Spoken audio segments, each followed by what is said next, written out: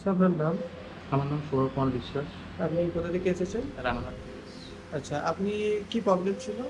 এই board dead ছিল, display working ছিল না। আচ্ছা, কি ছিল? ল্যাপটপ না ফোন ছিল? ল্যাপটপ ছিল। আচ্ছা, তো আপনি কি করে হয়েছিল এই প্রবলেমটা? এটা অনেকদিন রেখে রেখেই হয়ে গেছিল তো। তো আপনি কোনো সার্ভিস সেন্টারে গিয়েছিলেন? হ্যাঁ, গিয়েছি।